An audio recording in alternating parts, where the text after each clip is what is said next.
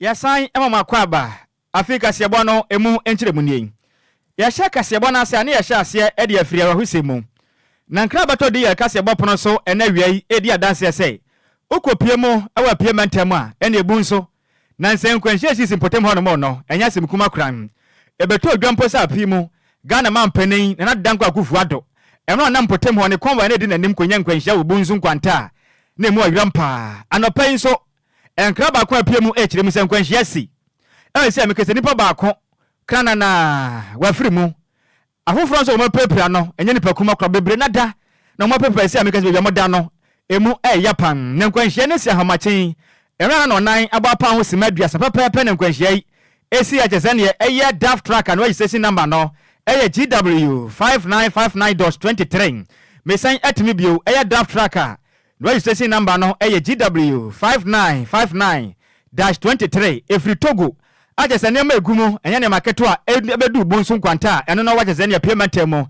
ene nkwanhye we kosi ye na nkra beto dwa chirim nipa ba kumpo ye adwuma e Linda Door e restaurant no na waka hu bia chese mekese no wantumi afum epre wa pra no chese emo ya kakra pan ne mamade ne enko ho dansi ne abo mamade na ni kotu ya wisie enko hu nkwanhye mpotem no mo ne din adi ejadan ne enko ahoma no so ne nkodi nkomo na mfa mu nkyeremu emfa ensom ye abo mamade nse yensa betimi aka ejadan ono no owa payment abo mamade akopie mo bia ya nkwanhye ne siye e wo bonso na mfa mu nkyeremu nyina mfa som ye se de na nam so a sisi ameka say tracker eye dafa and registration number eye GW 5959.23 ekokogbo afa so mesi ameka nipa baako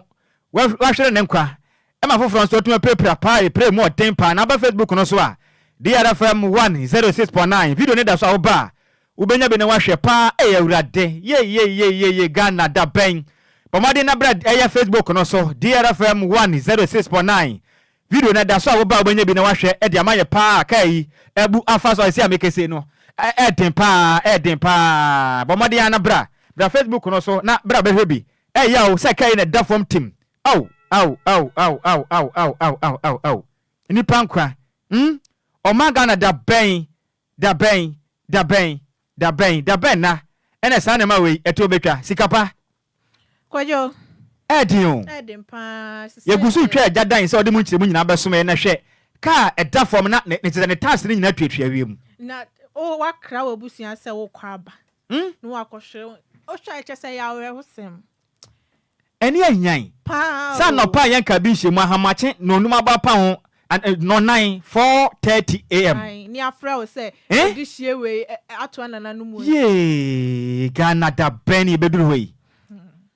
da ben wakasa bra Facebook no so DLFM 106.9 wo ba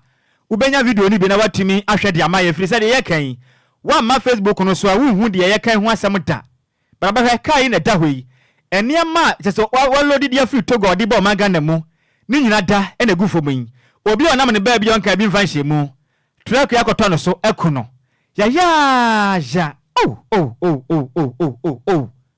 da ba na ena ha we to betwa Ghana mu Kofi Tera eba no homodin bia sa ne nsa betimi aka jadan ne aba modin akogye nkyiremu ahodo a enam so menkwanhya we siye efrise mu a ya pasa no proba krasa wokọ adwuma so aba na ka bi hyemu na ka lo di free Togo abati ato no so akunu ya mazisi amekase bebi ni mu dampo no emu eden pa ya boya homodin ase yensa be ka jadan mo mra yensa ka jadan no ya be kwa so de kasebo na so mo yensa ka na mra semu no eba kwaji mu nkyiremu nyina e de ba be somo enti sikapa yenko yanim ready ya to Okasiabo ne so na Ghana Police Service Grace Ansa Akrufi oya Assistant Commissioner of Police Director Emma Public Affairs yes e de abetu dwa say a police for e de ahombambon hyehyeye atudwa ama ye environmental prayer worker Catholic Archdiocese won kan pupui mantemu edi omanim se omobeye afeye galamsey ne ho no we no sanso di tu just say peace work prayer work no ebe sha se efre Holy Spirit Cathedral e wadabraka no matwa so edi akọ Castle Road ho no mu cheso mu wie yo mo sanso de beto asako Old Electoral Commission Officer Warrage no mo de asako fa AU runabout no mudu AU runabout na de be fa third exist no mo de akopie mu wo ye Independence Avenue obesa to aso ewo Okogyeabour interchange no ma form nsanifa so e de akofa National Police Headquarters traffic lights omdu wa cheso mu wie Kwadwo na chese o ha nante no mbe nante pa ombesa form nsabenkum so de akofa ye Joseph Bros Tito Avenue no ma sansa form nsanifa so e de akofa ye Jawaha Niru Road ansa no mo de akopie mu wo King Catholic Church honom ana ye prayer walk no omudi besie intino Ghana fo ehu ne se eye traffic kese pa ebesi esan se baabi omode be fa no eni lipa na omone ombeko ne fi se eye asorifo nyina bedi omachi ni asofo inti traffic besi inti eye Ghana Police Service eni general public enhwe se ombeboa na se traffic ni si a omo be hwe omo husu ye se ne be ya boni bia entu wo we ne nsema eye Grace Ansa Akrufia oye Assistant Commissioner of Police Director Ediabetuja.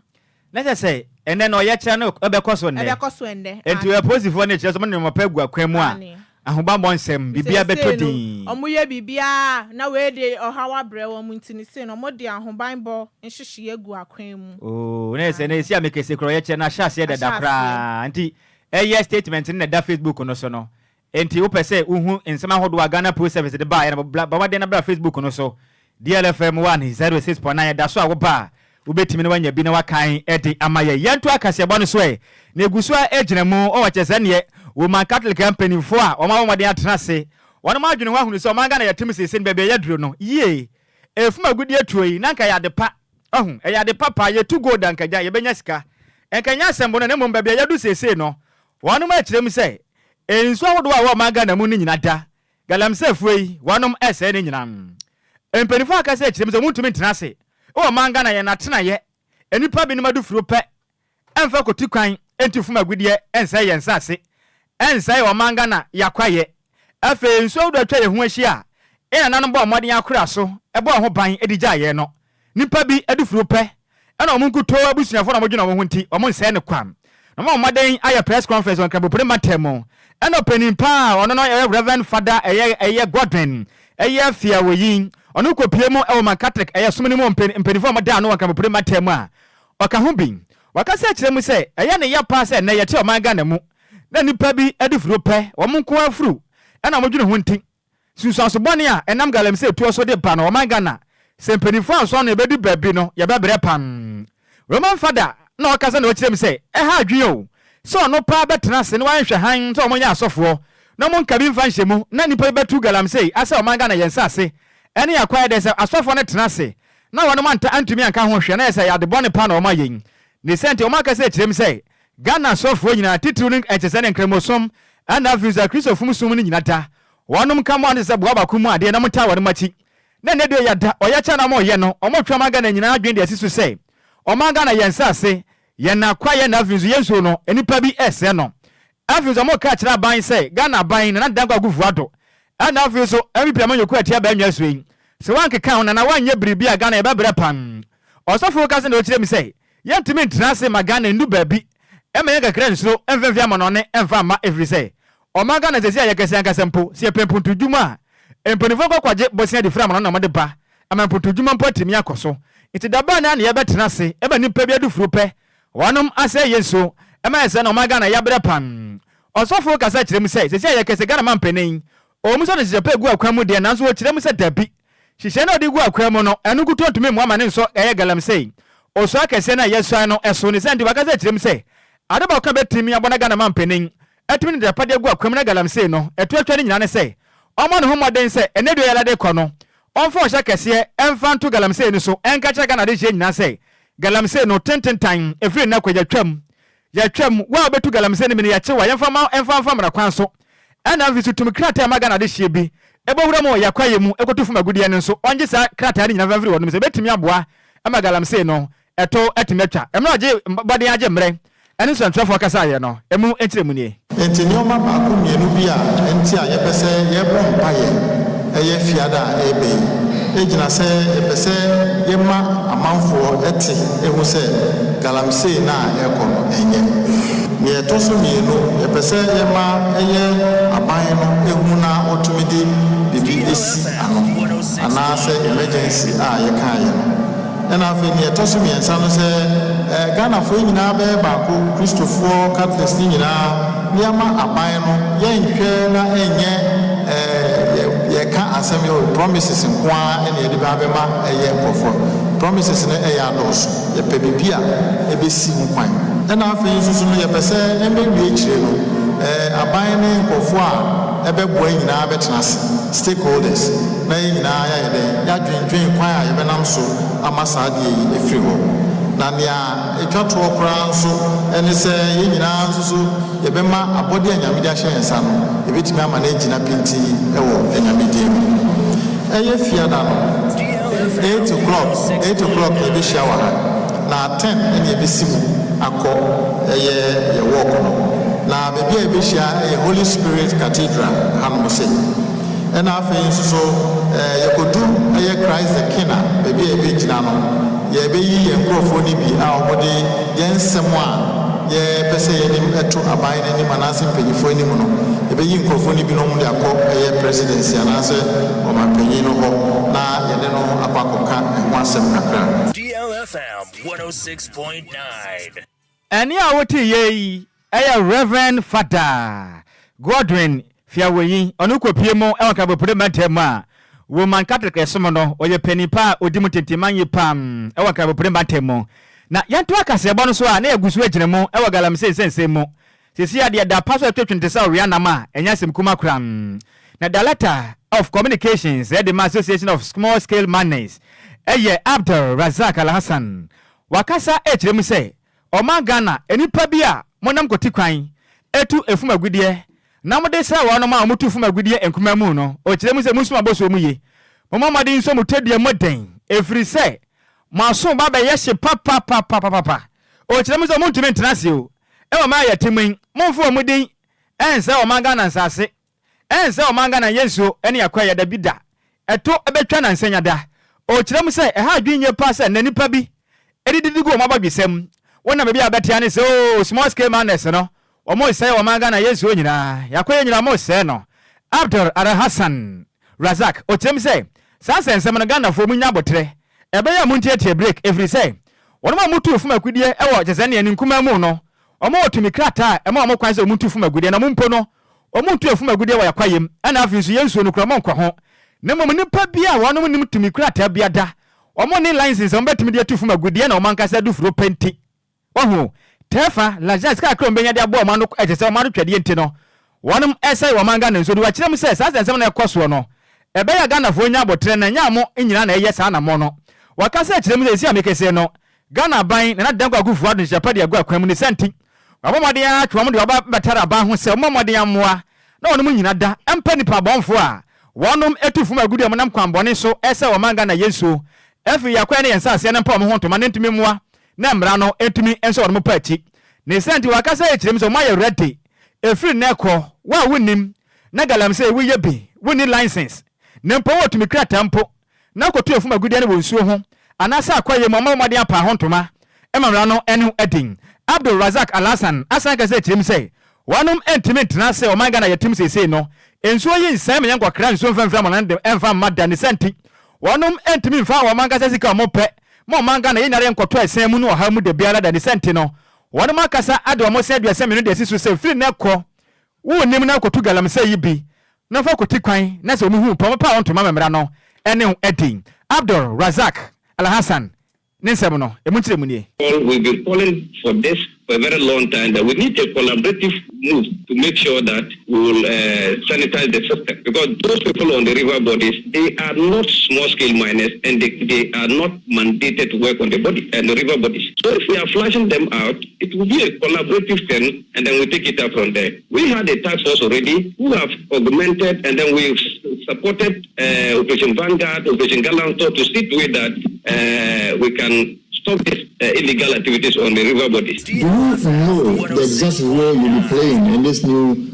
approach? Are you aware of what you're doing? Exactly so. As we speak, we've already sent a signal to all these illegal miners on the river bodies Now that government have given us a hearing that they want to collaborate with us, we've sent a signal to them. The claim is that some of those undertaking illegal mining, some of them actually, some of your members, under the guise of licensed small-scale mining, they're actually doing illegal mining. How are you also going to fish those individuals out? This time, it's a collaborative thing, and we've gotten the assurance from the security agencies. So now that we have that power, we have that thing that we can collaborate. All those who are also doing that, we've sent a signal. If you're a member of our association, if you are a legal small-scale miner, and you are washing in direct into the water, we are coming after. We will arrest our own people. If only they will not change, we will arrest them and let the whole world know that.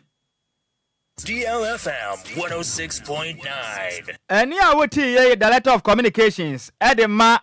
Small Scale Miners Association. Nidin Ede Abdul Razak Al-Hassan. Nene ena we see Yentua Kasebono eso. National Democratic Congress NDC amanyoko no edi ato Electoral Commission anim se omomo omonsanka ballot paper statistics no ansa na omahye omunyumedie ase na omoka asasem we wa bra Electoral Commission eto omonsa fra party agent ni se omombra commission office no muntimi print ballot paper no.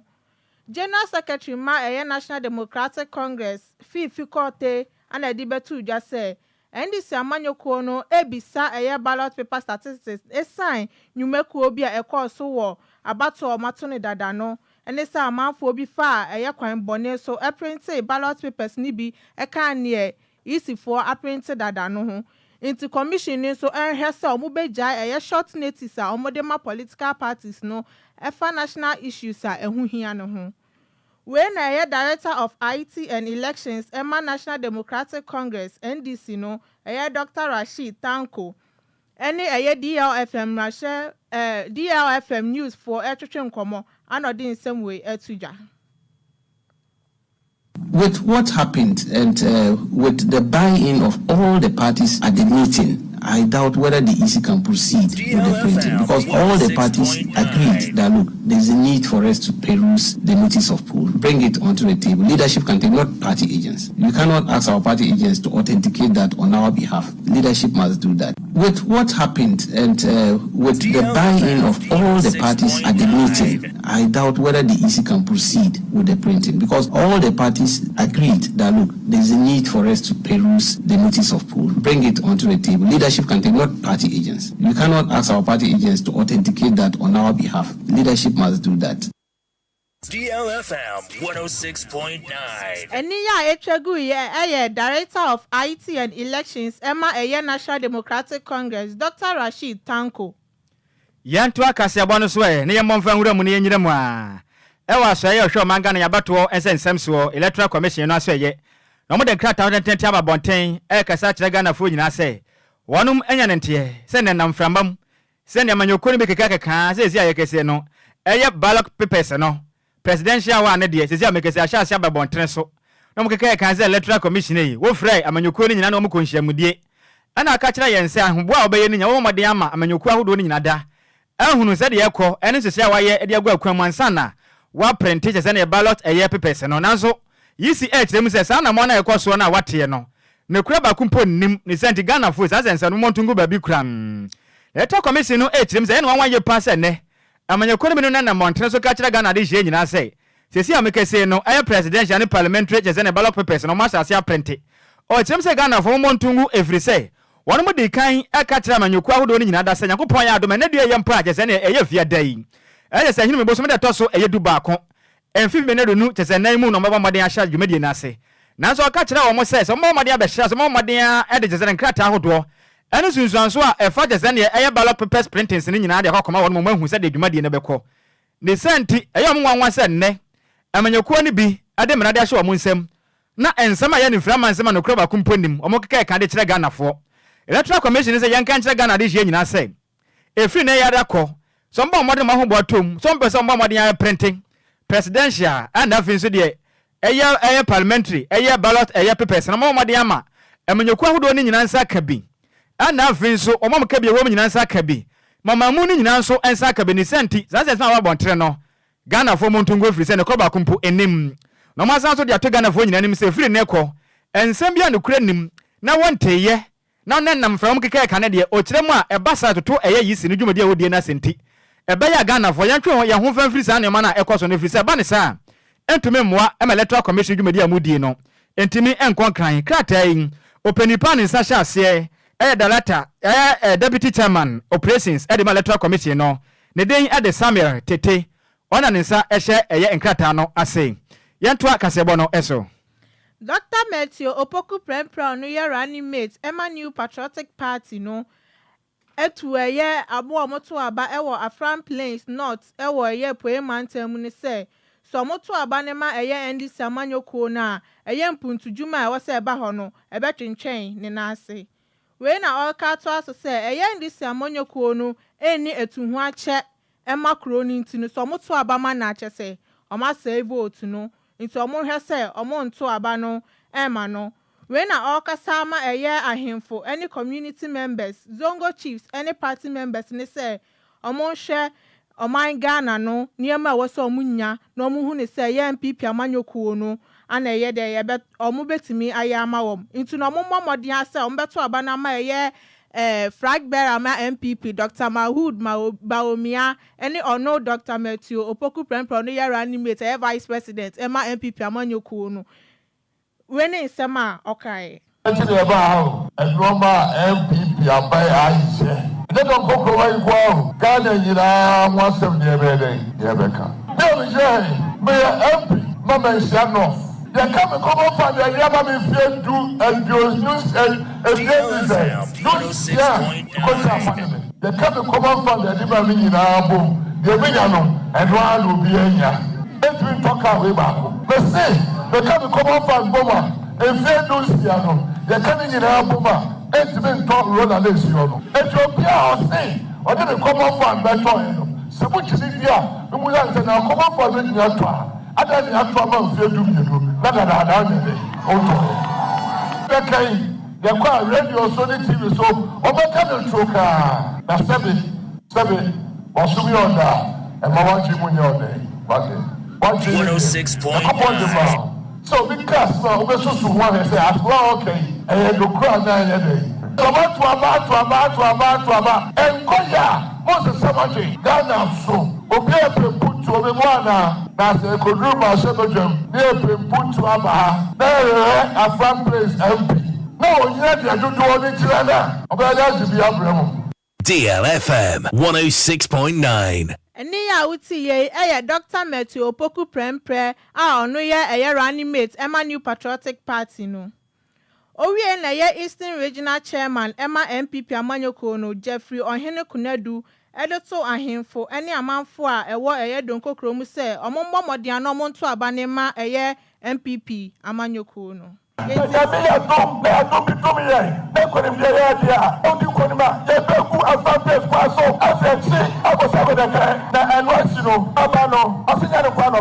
Party for food and jobs, the baby acquiring Ama Mabru, Yenama, and Yajumayano, or the Baba. I was therefore, I don't know Kayo, Master of LPP, the Bayer, NDC, Aguno. I say, Abasadiaba, Master of Basaba, and my mention Mabawa, Pescadiajuman, or Kevin at the Nejuma. Namia 2025. Oh, my penny, Baba, Alaj, Dr. Muhammadu, Baumia. Nia uti ye Eastern Regional Chairman Emma MPP amanyoko no Jeffrey Ohene Kunadu. Yanto akasebo no so na yemo emfanwura mu e was the University of Ghana lecturers no matiko wane wu kirem say o man Ghana yatim sese ni bia aduro no ade ba ko betumi aboa pa ni nyina say Ghana fo be sesa mo nsa no e na ewisa me say seniors somebody mo kire mo radio na ba ne ze na de mu bumfumpa atumu kwantia na mo bontoa e de ama ndisi na mo kirem say hwe o man Ghana yatim sese no say de MPP amanyoko atia ba mnya so aye o man no no ma wi o man de zamu akuni adu o ma tete o man Ghana pan sama na kura yesi o man Ghana yi ehu boto anu mponi ya de kura de ahyem wonu mu kirem se ne ma ya den papa ne senti Ghana ade ba ko betimi aboa pa ne sei o betimi asese o monsa no mu kirem se yesi amekese no wonu mu afri school num o na o man Ghana adwa so montena hodo so and the street ahodo nyina mu e bontoa e de o man peni da John Dramani Mahama ono ya frankatuni e de ma NDC amanyoko no mu kirem se wo hwe o man peni da John Dramani Mahama na penso emra na otia ba nwan so na oh schools and seminar disua ekwaye pa o maga na promoting na bibia de sika sempo na ekwaye pa na wo kire me say retress ni podu ba bia na manketenkete ba bua no masetrema tima adwodwo wanum ntumi nsenka abaya te o maga na badwa si Ghana man panin na dankwa kufuado ono ankasa na bedi akire Dr. Mahmoud Bawumia o ma ene o ma say ture kan say nkruma amaden atwitwade ba bedi banku o kire me say o ma na tete apansam ti o ntumi ntena se enfo amon san fanhye mo de menipam efiri say o mo so o mama panti no o mo guso o mo bonto ase betimi abona Ghana fo mo kaka ise abana ebeto a yanto emfama o mampenda da John Dramani Mahama no ba o man Ghana hyebre ebetimi asesa emna group na jemre did you cast about train come on? Thankfully, most of us lecturers have contributed to the manifesto of the NDC. So, learning from the classroom, learning from our environment, learning from the society, there are lots that we have put in the manifesto of the NDC. So, we hope that when the NDC comes to power, the right decision making, the right policies will enter in the country. And some of us will ensure that the right things are done when the NDC comes to power. We've taken on the streets as lecturers because the country is going the wrong direction and we want things changed to get to the right direction. As you can hear all over on the street, and you zoo everywhere as they see us on the street, that the change that we want is coming, and that's the change that we want. So we are campaigning to contribute to the change. We want to make sure that, as I said the last time, we leave no stone unturned. We want the vote to be very massive for John Dramani Mahama. We know how the issue of the small-scale mining or galamsey is affecting our water bodies, is affecting our environment. We have put all to contribute to the change. We want to make sure that, as I said the last time, we leave no stone unturned. We want the vote to be very massive for John Dramani Mahama. We know how the issue of the small-scale mining or galamsey is affecting our water bodies, is affecting our environment. We have put all of us Ghana, our health is at risk. Any awoti ye yuko PMO University of Ghana. Wanom aya chere for na mo kire mu se dabi. Baby o man adu se ne de muntumi ntena se e ma man senti. Ghana for be ya moto aba na monto emfama NDC emanyuku no. Emu kire mu ene ye de asumuwe. John Samoyo ye polling station secretary ma Amuakufua e wo Cape Coast South constituency e wo Infinity Mountain mu Emma eye movement change e dia betu dwa e wo ye press conference omo ye ne say MPP amanyokuo no etwa ntro kese e dia to movement for change so enti na omunim say nsem na omo kan ye no kra bia anim na so omo kasa na ebe ye omo de begu eye movement for change anim we na okasa na ohun say da bi ba bia nsem na du no edu ani bire so enti na de kwa spiritual level and your fine son or shall say ogun sane dia frefre ya bosomfo omo wo ogwa ana na papatra nana fosu nana etueyi ene nana tabi eka ho a okacho mo say omo twa ntro e de to eye movement for change so no omo ni omo ndi no nyonyonyo we ne nsema okai of the movement since its inception, and anyone familiar with Cape Coast politics can attest to this. Ironically, the person who addressed the press conference did not even support Mr. Alan Chamantin during the MPP primaries. How can such an individual claim to be a leader of the movement for change in Cape Coast South? This is desperately trying to bury is that their own constituency and polling station executives are crossing over to join the movement for change in droves. We have chosen to put Ghana first and leave behind a party that is destroying the country. MPP, NDC, when they say waha. My chairman, NBC living back there, or market, or the stadium, or the hospital. They can't on the Armenia chairman, the mark of 4 year water project, 58 million euro. It is about dollars more. It's about $70 to $80. A Juma NBC a year into Equintema, on the hospital 20 million market. $12 million if you can quite and Sana said you were the giant. It's Adako from Poyano when you quarter waha. So Yanka MPP, NBC. 1 year she man. Into you there, party politics. Here we go, man, on one hand. Into your party movement. The movement I ever say, the movement for change, led by Alan Kwadwo Sammy. On the hospital 20 million market, $12 million. If you can quite and Sana said you were the giant. Into Adako from Poyano when you quarter waha. So Yanka MPP. Yanka MPP, NBC, 1 year free man. Into you there, party politics. You be government on one hand. Into your poverty movement. The movement I am also the movement for change led by Alan Ojo Chairman.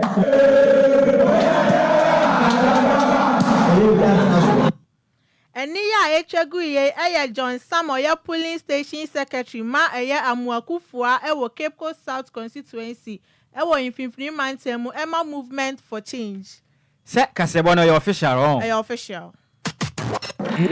It's official. DLFM 106.9. Sikapa. Kwadwo. Movement for change amanyuku no enkra bata ofimfimante mu cheso mayedo mabodua. Omabodua. Ohwe mani abre papa. Bra Facebook no so DLFM 106.9 pictures ne da so. Bra be dangers a omo. Na cheso mani abre ma sanso di kojan abomuti. We de yesre wada. So ma Facebook no so de ye kan. Uhu. Omo de na bra Facebook no so DLFM 106.9 wo ba. Pictures ne da so na bra be hwe. Snap pa esi wona kosua mienu. Ene gwe mo aye o ma twetwere mo nsem ne nkrata na behwe John Sam na ni bra pa na chese ne krojan wabobo na anyasem kuma kram chese mo kire se ndi ze manyuko na betwa ntro akwa ye press conference a movement for change amanyuko ni dimo tisanze nzero mo MPP amanyuko ne beka na nye nokre enti na ndi abufu sa o se organizer ne kro ye press conference no omo bribe na ye 50,000 cedis na chese 500 million 50,000 Ghana cedis I know some kra mo ba ye den na maye Muma youth na dwuma bia munye mpuntu dwuma pepe bia wo manga nanim ana mote press conference na mu chantro we ya Alan ne mofra ne bia on afia be so na me tese mo so mo bo bodua bia nsuo be na mo de bo mo dua sa na na papatra gina ho na na den papatra ene ye nsuo edikan se wanya den ende o se intro no mu twae no mu ndi no nyonyonyo na patapra no ne o mo betwa ntro ndi no nyonyonyo ene na fosu Nana etueyi ene nana tebi. Nana fosu ni so ye nsuo den. Nana dan etueyi. Etueyi. Afia bejire o. Emi so mo ye infantefo. Yes, Cape Coast dey say wonim say, yeah, Cape Coast dey. E ho ye fifi mantem dey won dey infante. Ba sha na ni abre ankasa na ni abre. Ba se duabon so dey mpanifu aka se duabon nyo. Na dey no mo ye sei. Na so twantro to nua so se duabon na. Ti do hu ni se dua no mabon dey na kwam. En shada nda na kwam but eyabufuo so na me hu ni so dey ye. Ehun so hia. Mede a snap na esi wono kra na ehunu me no be hwe snap ne kosua ne de ni mu na tum se omania bere papa se de ade ne ko ne de se ye be sra da bole mu nim se nsam na ba bonten no se eye no kra na o keka bi bo mode akwa chaw because na abosom na ngasa galamsefo na atu mo afiri so num tie kom de won ana meboa galamsefo na atu abosom ni nyina afiri so num o by nsama yesisi ye bete ho nsam enti ye kom de won num ti mesre se the movement for change amanyuko ni kura bata ofifi mante mu ka no so woni say some press conference e course amokoye wo mudin mo no woni mu hu bia bomode na kweham kokoam na ko pecture mo nkodane because isi abosom no kwam de wo papa dan say galamsefo na say nso ndu matu afirim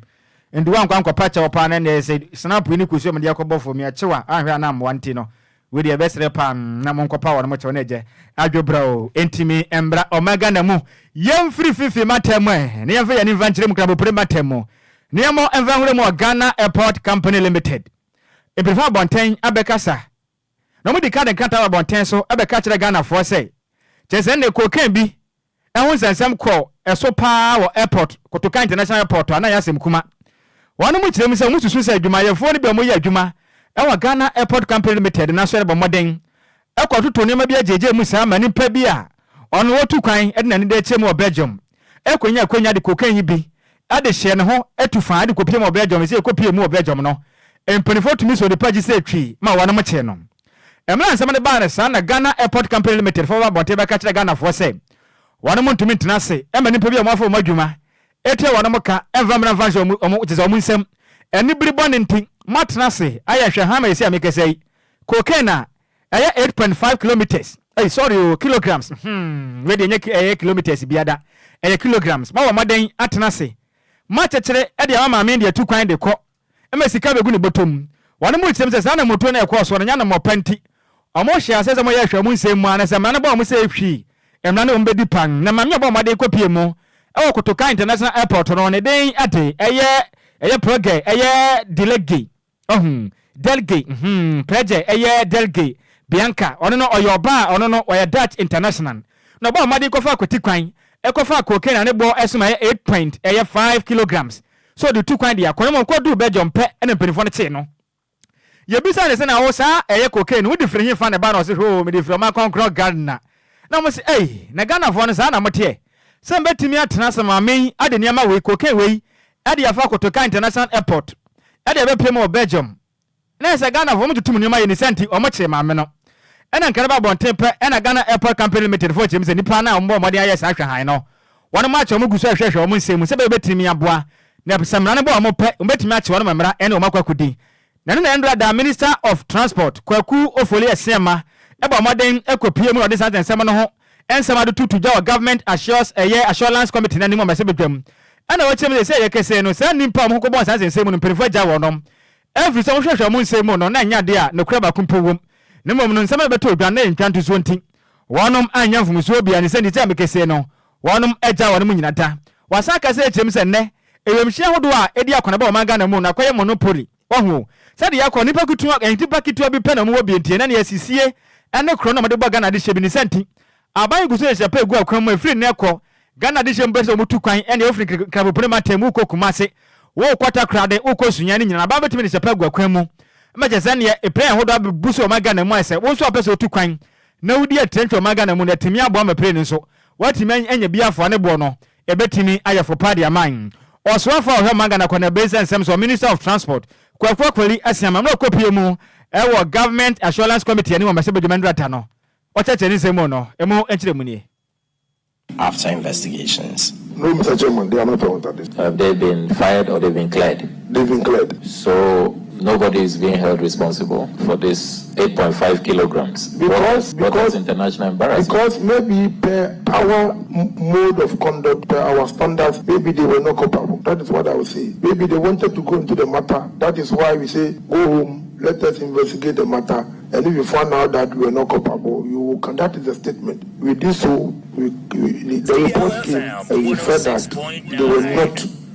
And the fact that they were not culpable doesn't mean that they slept on their job. The monopoly is a major concern. Once you have a free market, people are allowed to make a determination. But we are still talking to them. I started an engagement with them. If you go to a point in time, we think that the engagement is not working. Why not? We are a sovereign society. As we are a sovereign nation. If it is that we need to bring in regulation to make sure that they don't take advantage of us, why not? We will do that. But like I'm saying that the engagement has started. We are engaging them about the cost of the ticket. And like you rightly said, I agree with you. If the judge cannot work, we have no option than to bring in laws, than to bring in regulations to protect our people. So you will do that. But I think that there's an opportunity for us now to just try to engage them as we have started.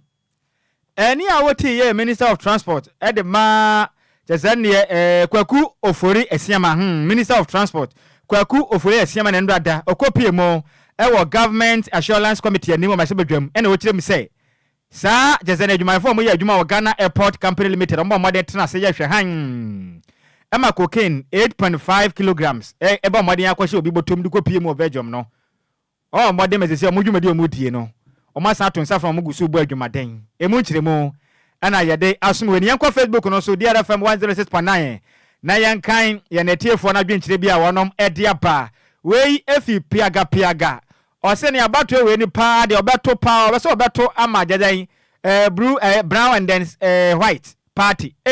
blue and white party it is possible yes obeto am MPP yo piaga ya da se pa we so ya Kwaku buama o kirem se entia kase pa enko enfama DLFM ye na tiefo ni nyina amfinso no ankasa na mame eya regana income aka odo o chia ne pa ne adehia wono mo ya adwuma ewo eye global and eye biggestuden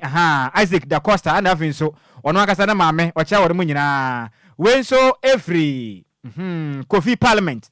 o say o hwe life edi free agona bobi kuma ana wo kirem se Ghana fo ye bra wo mani mo galamzei ye mpenim foi enti o modwen Ghana fo ho na ye bra dodo we Lucky Jackson ana wo kirem se politicians no won ma say o manga na awie o man desam akoni adu o kirem se na ye nsuo ni mfo nyina da empenifo ase ni nyina na wasaje se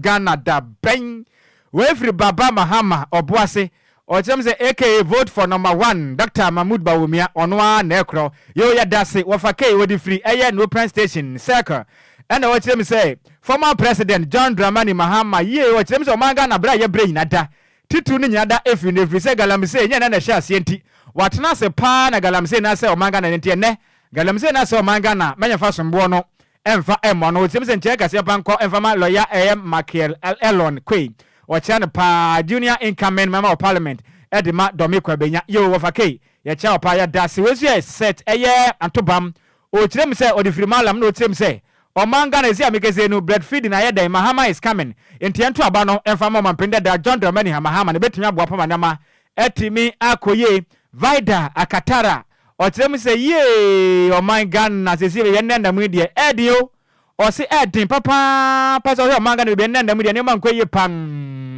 or see you this man, sometimes I don't know how to describe you. Is the John Dramani Mahama, the president of Ghana? Massa, tell your party to fight the Galamsey and stop making noise. Yo, yate, yadase. You bet you know what's in your home. Apakaji, watana sendrada, Otrado, or Traneba Papa,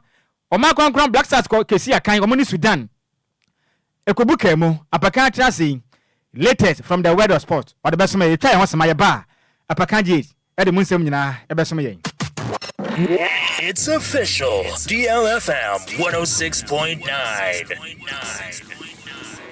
Ebusia enere mayen Samoa ha en Samoa kwaba enfamra deal. Ohani nsia echi ponkron kasa fidie so. Emre du se newe agudie momrante yansu yesinkunya na agudie mo no. Ensama wodo ya boabo no ye gibre na ye de ebesmo Ghana nsamwa ebiblemu de kan ena nkrofon kroso wa manone eno nso kan bia ya boabo no a ebusua ye de eba me amede nsam na badi amege so no eye ayensu ano de hye apakan gh the blessed kinebusu antantam so a yenshen semana se emfamo yensha se emfam fiendiem ewo Ghana na ndra AFCON 2025 ebekoso ewo Morocco na yimu akensie qualifies no group F third game eba so ewo Accra Sports Stadium game ne ba na wie no na Ghana anshebi o ma ye fani Sudan nso anshebi a we ka se ehonsam ayebubruja ede ama Ghana na so far Ghana ya bought 3 games in the AFCON 2025 qualifies ye lose ba against Angola and ya bought draw mienu against Niger and Sudan me ka se de enyama enhyeda nkoye emfama Ghana ewo this year's AFCON qualifiers no ehonsam no group F no urema table no asat now me no kasa no say enet Angola dikan omabo 2 games omo 6 points and Sudan etos mienu omabo 3 games omo 4 points Ghana tos miensa omo 2 games omabo 3 games and omo 2 points omabo 3 games and Niger twatwa omabo 2 games omo 1 point yede ehonsam ede asomo na endro game no kwawie no otuado kasai edikano o se Sudan for no mo very very lucky nia obeka no o se next time omo ni omo be hia dwada e Libya no o gidie se omo nyesa lucky no esan sendro chances awodo a omo nyaya o mentuma nhye no nia obeka ne so ma ye fe ni Sudan no endro omo ye lucky pa se inkunimdie no anko amfama Ghana eno achi so oto ne nsam no e na odi tudwa se next sefata se Ghana nkan kunimdie no eko edman nanso yenya nkunimdie no o se ye beto so stay positive na owogidie se ye the same performance no same passion any energy no na ye ma creativity wani mo no eye adwuma owogidie se nyame ya adwuma dwada ye betuma twimako aye Sudan no ewo Libya na nkunimdie no aye yendia we ni nsema otuaro coach Edema Black Stars of Ghana edituja yede amao Ignatius Oseifosu assistant coach Edema Sudan after game no onu nso edi nkomo ensema Ignatius edituja no o say 1 point omaba Ghana abenya no we no a huge boost Edema qualification chances to AFCON 2025 essence oba Ghana na one Ghana wo quality say ebebo draw ewo mu fie na wunya 1 point ebeboa ema onso sana opese qualify edeko AFCON no nyama etumi akoye edi ama Ignatius Oseifosu nensema odi atudwa no na otwa nensam so no na odi tudwa se game na de na ye very very difficult game Ghana bobo ye pa o metwantro se Ghana mobo na ono de ne obeka ne se Ghana bobo ye pa na mo hard luck na mo Ghana moment me enyanku ni no esan se Ghana nya chances bia enyom goalkeeper Mustafa Mohamed na nko ogiri say chances say Ghana she ni nyina mo no na defensively no omo ya very solid ni nyina kan bi ena mo mutumi nya asa draw no defeat Ghana. Ignatius Osefo so nensema odi atudwa no oye assistant coach Edema Sudan na wonsamfu from no otuado na ne pressure ni nyina akoba no esane say in the about 3 games e qualifies no 3 games no ba akokra yentumi wini na otuado second coming we about 7 games we really 2 I draw 3 and I will lose 2 chese nyama and shadam fama otuado ne second coming here na return leg ni Sudan ebebo no sena media 2 animu dada no ebe koso e wo Libya nyame adoma dwada di animu no 1 PM and asa game no ebe tumi akoso amede wonsam ede asomo ewo kasebo so enewe wonsamfu from no yenkopiem ewo Ghana National Paralympics Committee omakache na endra omode omabato ekwahyehe so eyi mpanefo a omba bedi ekuo nanim na Ghana National Paralympics Committee no omokoye election wie no President ayefane Samson Din no omasa to aba ede amano ema Samson Din etwa ne dwumedie so as Ghana National Paralympics Committee omo president yede wonsam atumwa enye asam ketwa nanka nyame yadmo ochina wo United States of America USA Washington DC no Kumasi Asante Kotoko any DC United at the capital city Africa Cup no at the Eshisha so na Kotoko players makumako enson any team officials and 9 ebu marketing efi Ghana ekopiemo ewo ma yefeni USA now so players dodo na ekechire na organizers no kachom so enkosi ochina no na nkombe mom players na kano enya visa bepiemo USA na sa game no abaso now so sa de entumi anya adwuma entumi no kase Kumasi Asante Kotoko Eden Krata Bontin Echima, Capital City Africa Kappa, in case so many DC United Bochina, USA no, or Matrium Wefima, and to me Emma Sunto China, Sa Gamono, and to me Basso, and to Kotoko 7 players, and 4 technical team members are Akopimo USA no, or Meche Leka Crow or Noma Germany, by Quesida Noma returning back to Ghana, Yadwin some Ediamao, Ebin Swana players no, Ebia Mansodia, na and no, what could do USA, now Besaba Ghana adia, Obabe to a busian forward, and no air Kotoko nsema, Yadi Amao, Ewo Dumedian Swa, and ye Asam Katwa, Ghana Premier League, Sambre Yakre outstanding games Nina, match day 5, Nina Banewe, from match day 1 to 5, no, say, and a general start, no, at ye 45 matches, and a yabo, Yenya home wins 17, away no ye 8, draws ne Piemono, 20, draws way no, and Yanya Odreno, way football draws, 20, goals in total, no, 66, home goals, no, 39, away goals near 27, first half goals, 26, second half goals, 40, yellow cards, 160, red cards, 6, penalty, ayaji amatimbino, 2, penalty, ayachano, 2, and I am say penalty, be own goals, no, makuma kumiensa, yadi want some Edison. Now, watching week number 6, no. Ebetumi abaso yamfa honsam ansomodia ebesha si ochina Accra Lions any brekum Chelsea ebebo na Heart of Lions any Vision FC abo games we nyina no ebekoso ochina 3 PM Ghana time nyame adoma kwasiada Young Apostles any Heart of Folk ebebo Summer Test 1996 omene Nswateman FC bebo Basekoli Stars any Career United ebebo na Nations FC any Bebiani Go Stars edi aboni na Adriana Football Club any Dreams FC abo na Bobo Kwefren Bechem United omone media mabo games we nyina no 3 PM kwasiada na beba so Legon Cities ni Asante Kotoko game ne de yenim se beba so se maso de emre ene nkrabia na bechire na match day 6 games ebeba so ewo TV so no se enetie Accra Lions any brekum Chelsea nyame adoma ochina wo University of Ghana Sports Stadium 3 PM no Alpha TV beyi Metro beyi na 2 beyi no Original TV omonso eyi ena kwasiada Young Apostles any Heart to Folk Wenchi Sports Stadium 3 PM no Globe TV ebe Shannon so follow me say games we nyina no ebe twegu GFA official app no so any GFA on Facebook handle no ebe twegu a yede won some ade amount Samuel Enim Ado ene president edema young apostles or say nyame aduma gema omone has bebo okwesiada no a omo bon wo Wenchi Sports Stadium no or catch a house for so manya lucky cry esan say young apostle etna fie abosa game no or say ebema wi no aye easy e dia mam cry e dia tia house folk we ni nsema Samuel Enim Ado or de atuga ye dia ma yemfa fie ni nsi na yenwura mu tew ewo amanone dia uwram ewo amanone a AFCON 2025 ebekọsọ Morocco no qualifies na Endura Games etoja na Endura Games etoja result senate wo group J no Namibia anhyebi Zimbabwe ehye uram group C nso a Cape Verde 0 Botswana 1 group H DL Congo 1 Tanzania 0 and a group F no Ghana 0 Sudan 0 uram group E a Algeria echi Togo nkomu kum Algeria bo Togo ekanum ema mu timu baako and a group L no Burkina Faso 9 Burundi etimu baako nyame adoma the game sebeba so no say ena etie ene about 7 p.m. wo group A no Tunisia and Comoros bebo sanso na group B no o ma ye fene Gabon and Lesotho bebo group F Angola and Niger ebebo group J no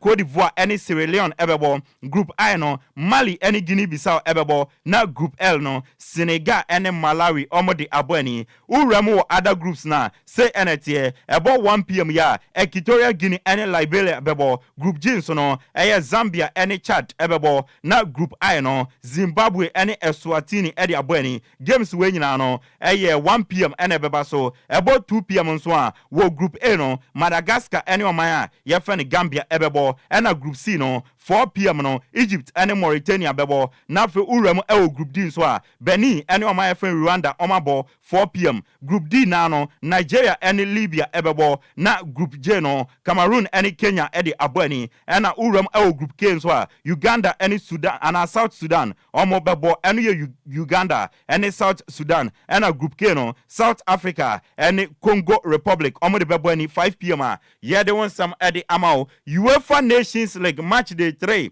and games ever so say na result no kwaye France 4 Israel 1 no group A2 match ever so uramo group 2 na Italy 2 Belgium 2 group 2 1 no England 1 Greece 2 England nyama nkoye baako say emfa ema omo sanso na Finland 1 Republic of Ireland 2 uramo nso a Austria 4 Kazakhstan 0 Norway 3 Slovenia 0 Latvia 0 North Macedonia 3 Faroe Iceland 2 my friend Armenia almost 2 Gibraltar 1 my friend San Marino 0 and Moldova 2 Andorra so 0 when and dry UEFA Nations League game server so result na yedi ehonsam edi asomo nyame yadoman the game server so no say ena etie boss 645 obanya your friend Bosnia and Herzegovina any Germany ebebo Hungary any Netherlands ebebo Czech Republic any Albania bebo Ukraine any Georgia bebo Iceland any Wales ebebo na Turkey any Montenegro edi abo games we nyina no ebeba so 645 ebo 6 p.m. Estonia any Azerbaijan bebo na 645 no Slovakia any Sweden omode abo ani ayede wonsam edi amao yenwie ewo CONMEBOL South America Omo World Cup 2026 qualifying games andra etoja results are APM no Bolivia 1 Colombia 0 Ecuador 0 Paraguay 0 and Venezuela omo tena fieni Argentina kotie obi a hye ne yonko eka bako uram ewo English Premier League no a Chelsea abrantia of England I friend Kopama no empenifo yi no said the month of September no ope play your born omodin ewo English Premier League no pa abrantia ye friend Kopama and a coach nenso o ma say Chelsea coach ye friend Enzo Maresca of Italy said the month of September no ono and oye English Premier League manager of the month of September ye the one some ediama Nansia and a Man City mo director of football ye friend Tiki Begristan or the ever to just season query on twaso ending juma report eba and it's a Man City and a Portuguese sporting director your friend Hugo Viana Edin Komo Edwechre season query Hugo Viana ebe take over from Tiki Begistan as sporting director Edema Bobokwa your friend Manchester City ye jina so na agudie mu nsama ye de eba besomo no yedi esi ewo honoma enya asomketwa na made nyina mamentu inchi akese emfama no na Nhyiraba ukopie mu ewo Canada me amadie nyina your friend Bridget Efua Sapon Dam na ofi Montreal Canada na mom no ote Cornwall Ontario onfa Daddy Lumba ndi agronti or the DLFM no adane de otien anopa wie nwumre ni fie abaka wo so ye de wadie nyina oye madie nyina sa madie nyina odi ye tab ni ntani mle bedi hon komo na ehu wadie nyina no ai ubi sama mechi aha wa kire mu ye kaka nti Bridget Efua Sapon Dam a ofi Montreal Canada ote Cornwall Ontario na wie mami nchiao na mensre nyankopon babo eni nhira mfama ne ode wonsa ka wo bia no enye nhira ba yam fancy na to so na wo blasters ne de udi o machi a obenya akoma yare enumre ye bedi hon komo pa DLFM 106.9. It's official. DLFM 106.9. Apakan GH eno de agopama so nsem e de abeso mo kasebo no so ne na we de ansa ye beso so ne mesere wada we e ya wada pakese happy birthday enko enva matina kofide ba ne fa ko fa picture na to Facebook no so my net yefo aba osono tina we efri eye mele malonzi osi yen kanjira so odo papa na se yankopon ato no bo ase abo wo ne wasiesie no na se de wano ye oba no ho ofisi osi yen kanjira wa wie se na ye wa wode no twere mpo yankopon oma wo so na ma nhira ne nya kasie ade pebia wo hwe ne mo no afi otwede mpo yankopon ma won san kanti wedie happy birthday enko enfamatina we every Mary eye malonzi osi yen kanjira so odo papa ne senti bo modern na ye wa wode ndie baba na ji wani pa na mom hwe na freeway no ene de wan freeze wo freeze a ebe ha ne ye pa enti eye tina we every one kasa unua pa mele malonzi chance yan kan kire se ne e wa wodanti or we show happy birthday na ye gina we so na awia kase boy agime zem kase bo no ye gina so na de nyina e de asi semufo panin eye Miss Mabel Enquiries Okogyeabour Ocran senior no manam oboy kase botemo and na fin so champion terror kofitera ba made DFPM mo Facebook no so na fin so all the social media handles na so enuanu mienu so ai ba made sin kunwa adeje agime nsem kase bo som wo no edi ameje so e takra de kodwokrom twabe wudi hye ba ma 10 gram a enwini ahofe edwame Nhyiraba Kwadwo Sammy B mini aba ajiwa eje sikapa yemo bibia mo enitia adehye na yesori sui no na nadwa silky oba betena se no na pamfo kwa me afum ana afenso sexy journalist omo de dia la wa na betwa so enwuma wuti bia che dia enwum bia wo pass wutie na wo ankaza wuntumi tonwom no wo beto ediamon omo de ene entra fi se ne mapa semdan de ni nyina fi DLFM 106.9 yakro bibia give us P capsules give it to me babe